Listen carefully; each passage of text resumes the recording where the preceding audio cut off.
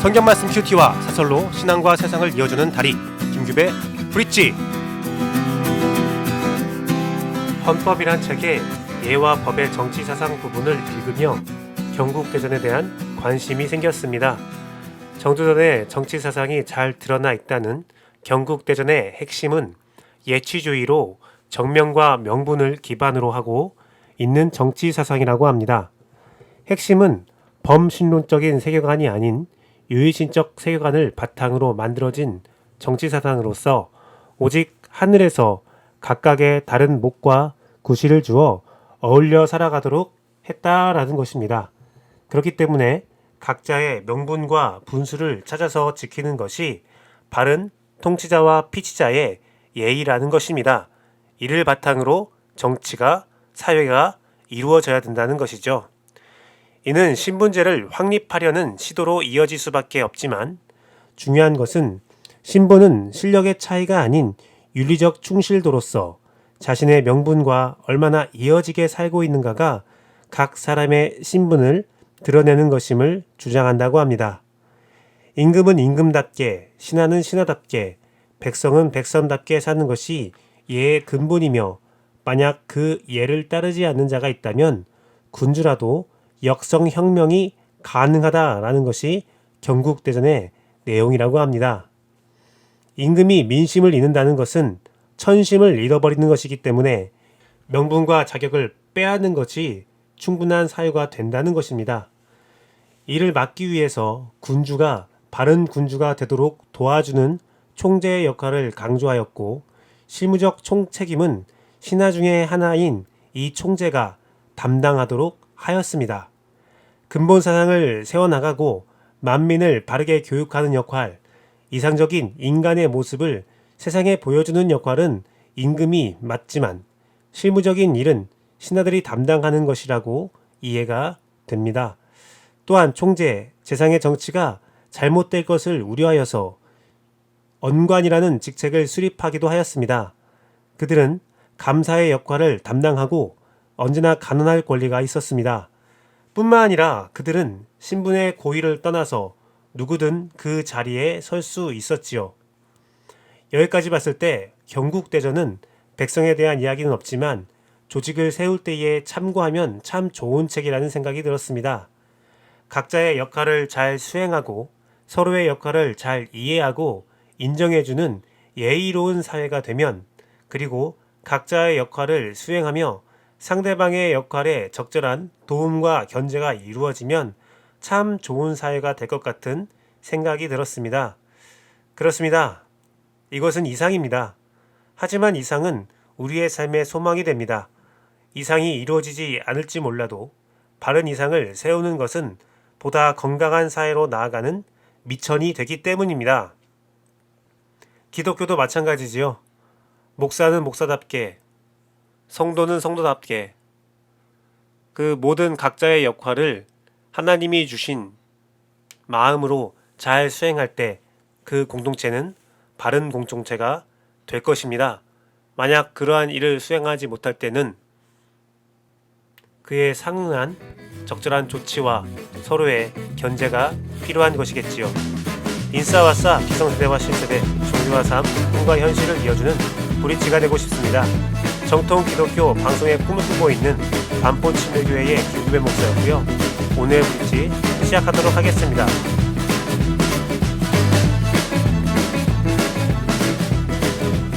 오늘 큐티한 난자의 본문은 갈라디아서 4장 12절에서 20절 말씀입니다. 개역개정 말씀으로 읽도록 하겠습니다. 형제들아, 내가 너희와 같이 되었은즉 너희도 나와 같이 되기를 구하노라. 너희가 내게 해롭게 하지 아니하였느니라. 내가 처음에 육체의 약함으로 말미암아 너희에게 복음을 전한 것을 너희가 아는 바라. 너희를 시험하는 것이 내 육체에 있으되 이것을 너희가 업신여기지도 아니하며 버리지도 아니하고 오직 나를 하나님의 천사와 같이 또는 그리스도 예수와 같이 영접하였도다. 너희의 복이 지금 어디 있느냐? 내가 너희에게 증언하노니 너희가 할 수만 있었더라면 너희의 눈이라도 빼어 나에게 주었으리라. 그런즉 내가 너희에게 참된 말을 함으로 원수가 되었느냐? 그들이 너희에게 대하여 열심 내는 것은 좋은 뜻이 아니요 오직 너희를 이간시켜 너희로 그들에게 대하여 열심을 내게 하려 함이라. 좋은 일에 대하여 열심으로 사모함을 받음은 내가 너희를 대하였을 때뿐만 아니라 언제든지 좋으리나. 나의 자녀들아, 너희 속에 그리스도의 형상을 이루기까지 다시 너희를 위하여 해산하는 수고를 하노니 내가 이제라도 너희와 함께 있어 내 언성을 높이려 함은 너희에 대하여 의혹이 있음이라. 아멘. 언성을 높이는 바울. 사역을 하면서 제가 이제 사역을 오랫동안 해오잖아요. 사역을 하면서 가장 마음이 아팠던 기억은 정성과 사랑을 충분히 준 대상으로부터 배신감을 느낄 때입니다. 바른 성경 지식으로 교육하고 정성을 다해서 기도하고 진심으로 사역을 했는데 이단으로 빠진다거나 잘못된 성경 지식에 매료되어서 허망한 행동을 한다면 이것만큼 가슴이 아픈 일은 없었습니다. 정말 정성으로 기도로 섬겼는데 잘못된 길을 걸어가는 거예요. 그리고 그것이 잘못됐다라고 말할 때 저를 미워하고 그동안 주었던 은혜와 사랑에 대해서 신랄한 비판을 할 때 가슴이 너무 아팠었습니다. 분명히 같이 교제할 때는 목사님 너무 좋아요. 목사님 저에게 좋은 말씀을 주셔서 감사합니다. 라고 고백했던 사람이 마음이 좀 달라졌을 때 비판하고 비난하고 그 모든 사랑을 오히려 왜곡해서 전달하고 비방할 때에 정말 가슴이 아팠거든요. 오늘 사도 바울은 그 아픔을 이야기하고 있는 것입니다. 한참을 율법과 성령에 대한 이야기를 하다 보니까 바울 마음에 이 감정이 울컥 올라온 모양이에요. 바울도 인간이잖아요. 정말 저는 이 성경이, 이 바울의 고백이 성경에 쓰여졌다는 것이 참 큰 위로가 됩니다. 바울도 울컥할 때가 있고 자기 감정을 성도들에게 표현한다는 것이 하나님이 보시기에 괜찮다라고 허락해 주시고 격려해 주시는 모습을 보면서 저도 참 위로를 받게 됩니다. 오늘 사도 바울의 그 아픔, 그 표현이 15절, 16절 말씀입니다. 제가 말씀을 읽어드릴게요. 15, 16절에 이렇게 기록되어 있습니다. 너희의 복이 지금 어디 있느냐? 내가 너희에게 증언하노니 너희가 할 수만 있었더라면 너희의 눈이라도 빼어 나에게 주었으리라. 그런즉 내가 너희에게 참된 말을 함으로 원수가 되었느냐? 과거에 갈라디아 교회 성도들과 바울의 그 감정선은 사도 바울이 눈병이 있었던 걸 여러분이 알고 있잖아요. 그 눈병으로 고통받는 바울을 보면서 갈라디아 사람들이 내 눈이라도 빼서 우리 바울 사도에게 줬으면 좋겠다라고 고백할 정도로, 또한 그것이 진심일 정도로 사이가 돈독하고 서로를 위했습니다. 친밀감이 있었죠. 그런데 바울이 참된 말을 하자 원수가 되었다고 기록되어 있어요. 이 얼마나 가슴 아픈 일입니까? 하지만 바울은 그 뒤에 증언을 통해서 내가 그 원수됨을 감수하겠다고 선언하는 거예요.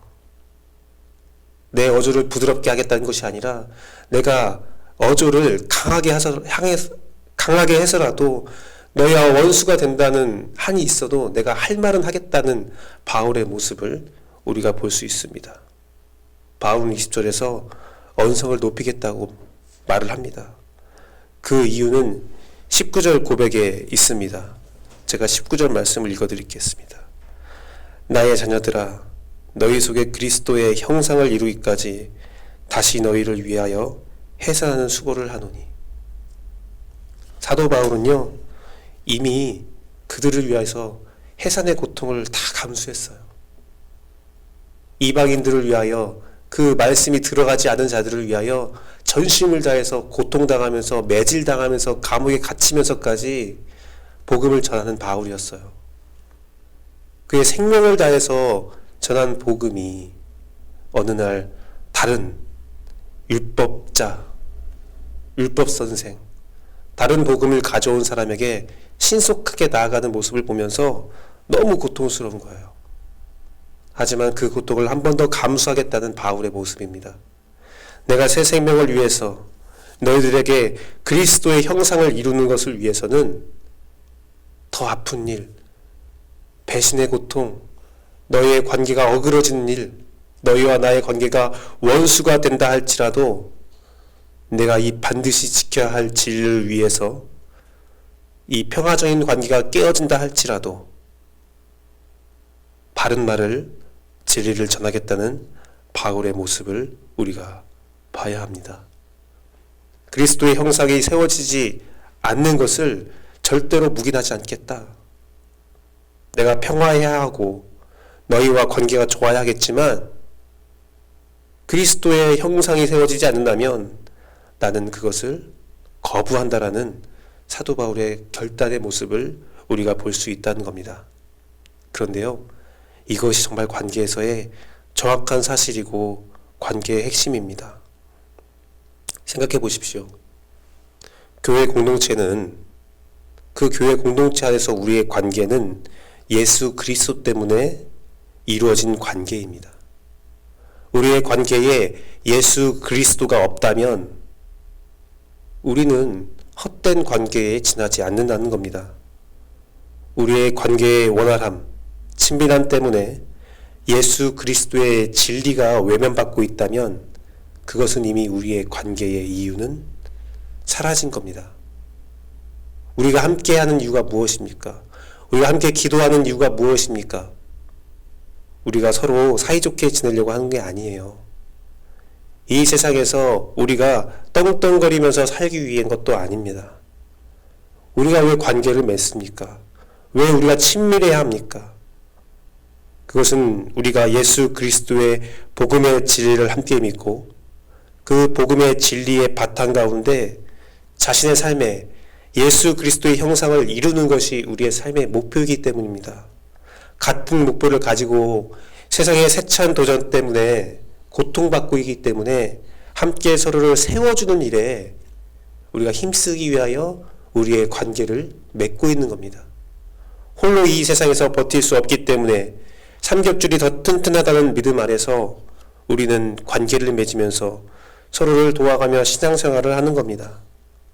다양한 직장과 다양한 경험, 다양한 연령대가 모여서 대가족을 이루고 있는 겁니다.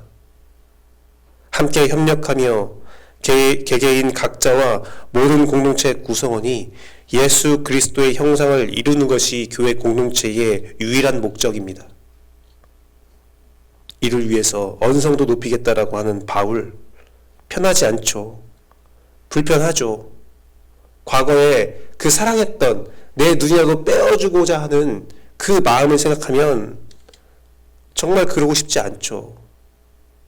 하지만 사도 바울은 불편하지만 가장 핵심적인 가치를 위해서는 어쩔 수 없다라고 말하는 겁니다. 저는 옛날부터 자주 들었던 말이 이런 말이 있어요. 교회 공동체는 사교 모임이 아니다.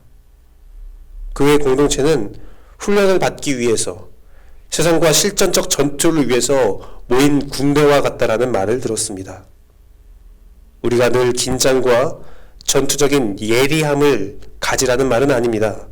하지만 중요한 것은 우리의 핵심 가치, 우리의 신앙의 모습이 무엇을 말하는지는 정확히 알고 믿으라는 말이지요. 저에게 많은 배신감을 주었던 사람 중에서 오늘 본문을 해석하는데 두 사람이 떠올랐어요. 한 사람은 대학 공동체에서 있었던 사람인데요. 대학 공동체의 훈련이 쉽지 않아요. 제가 있었던 동아리의 훈련이 쉽지 않았습니다. 매주 3에서 4차례 한두 시간씩 성경을 1대1로 배우고 가르치고 그것을 배우면 항상 A4 한 2장 정도의 소감을 썼어요. 그리고 매일매일 이루어지는 기도 모임, 성경 공부 모임, 예배 등 신앙 훈련이 계속 반복됐었습니다. 정말 철저하게 배웠어요. 저도 그러한 생활을 했고 졸업 후에 군대를 갔다 와서 그 일에 종사하기로 했습니다. 간사가 되어서 그 사역을 하게 되었어요. 전북대학교에서 80명에서 100명의 대학생들을 양육하면서 그 훈련을 계속 반복했어요. 더 잘할 수 있으면 어떤 방법이 있을까 하면서 서로 밤새 연구하면서 그 일들을 행해왔습니다. 근데 하루는 한 리더가 저를 찾아왔습니다. 그리고 그 훈련이 감당하기 너무 어려우니까 자기를 좀 자유롭게 해달라고 저한테 부탁하더라고요. 제가 그래서 이렇게 말했습니다. 너무 힘들면 잠시 쉬셔도 좋습니다. 쉬셔도 좋습니다. 자유하십시오. 훈련이 소중하지만 당신의 마음에 너무나 부담된다면 잠시 내려놓아도 좋습니다. 그런데요, 그 리더가 그 말을 듣고 막 울면서 감사합니다 하고 돌아갔는데 자기가 쉬는 이유가 다른 리더들의 보기에 또 자신의 제자들이 보기에 좀 민망했나 봐요. 그때부터 소문을 내기 시작하는데 자기가 쉬는 이유는 이 훈련이 가치가 없기 때문이다. 자기가 쉬는 이유는 사역자들이 바르지 않게 가르치기 때문이다. 내가 쉬는 이유는, 내가 이 훈련을 그만둔 이유는 사역자가 나를 사랑하지 않기 때문이다. 나에게 부담만 주고 자기들만 좋은 것만 한다. 막 소문을 내고 다니는 거예요. 그때 정말 가슴이 아팠습니다. 그때 공동체가 한번 뒤집어져서 막 4학년 지체들이 와서 저한테 막 따지고 욕하고 그럼 다 설득해서 돌려보내고 사실관계를 확인하고 정말 힘들었어요. 또 한 사람은 신앙생활을 같이 했던 사람인데요. 어느 날 그 사람이 신천지 이단에 빠진 것을 알게 되었습니다. 이만희 신천지 이단에 빠져 있는 거예요. 제가 그래서 찾아갔습니다. 그러지 마라. 내가 어떤 교회를 다녀도 괜찮지만 신천지 이단은 아니지 않냐. 그런데 그 사람이 이런 말을 하는 거예요. 신천지가 이단인 것도 알고 이만희가 얼마나 나쁜 사람인지도 알고 있는데, 다 알고 있는데 자기가 신천지 교회를 다니는 이유는 이곳 사람들이 친절하다는 거예요. 자기한테 잘해준다는 거예요. 여러분, 제가 경험했던 이 두 가지 경험, 첫 번째 경험은 자기의 정당성을 찾기 위해 상대방을 원수 삼았죠. 갈라디아 사람들은 율법을 따르며 그것이 아니라고 말하는 바울을 원수로 여겼어요. 바울은 너무 기가 차고 가슴이 아팠을 거예요. 어떻게 세운 교회인데, 어떻게 만들어진 공동체인데 어디 이상한 설교자가 나타나서 이상한 말을 하고 성경에 기록되지 않은 말을 하고 자기 마음을 이야기하고 성경을 왜곡해서 전할 때에 바울 사도가 얼마나 답답해서 그건 아니다 라고 얘기했을 때 갈라디아 사람들이 이 원수, 우리를 좋게 하려는 것을 막는 거야. 사도 바울이 얼마나 가슴이 아팠을까요? 그들이 왜 사도 바울을 떠나서 그 원수의 손에 넘어갔을까요? 그건 갈라디아서 1장에 나오죠. 우리가 함께 나눴잖아요. 사람을 좋게 하랴, 하나님을 좋게 하랴. 사람을 좋게 하면 그는 하나님의 종이 아니다. 사랑하는 성도 여러분, 복음은요, 여러분의 마음을 평안하게 하지만 편하게 하는 게 아니에요. 복음은요, 여러분을 불편하게 만들 수도 있어요. 하지만 복음이 복된 소식인 이유는 죄인 우리가 천국을 소망할 수 있게 하기 때문이에요. 그렇다면 우리가 죄인이라는 것을 먼저 알아야 하기 때문에 우리는 천국의 소식이 처음에 불편할 수 있어요. 하지만 그 불편함 때문에 우리의 영생을 막히는 일이 없었으면 합니다. 제가 말했던 두 번째 경우는 관계가 진리보다 더 높은 가치로 되어버린 질서가 뒤집어진 상황입니다. 어떻게 관계가 진리보다 우선이 될 수 있겠습니까? 우리의 관계는 진리 안에서 이루어지는 것인데 자유와 방종, 사랑과 유혹을 여러분이 혼돈해서는 안 돼요. 여러분 귓가에 달콤한 말을 하면서 여러분을 유혹하는 것은 사랑이 아니라 여러분을 자유로 이끄는 것이 아니라 방종으로 이끌고 있다는 것을 여러분이 기억하고 여러분 안에 예수 그리스도의 형상이 바르게 세워져야 돼요. 말씀을 마무리하면서 제가 기후가 있어서 꼭 당부해 드리고 싶은 말씀이 있어요. 바울이 오늘 본문처럼 말하기까지는 갈라디아 성도들에게 얼마나 헌신했고 얼마나 친절했고 얼마나 사랑하고 그들을 섬겼는지를 먼저 기억해 주셨으면 감사하겠습니다. 우리가요, 성령님의 예리한 검이 되어서 바른 일을 하는 것은 참 좋은 일이지만요, 예리한 명검에는 좋은 칼집이 필요합니다. 사랑이라는 칼집이 없이 예리한 검을 휘둘렀을 때에 그것 또한 공동체의 위해가 된다는 사실을 기억했으면 좋겠습니다.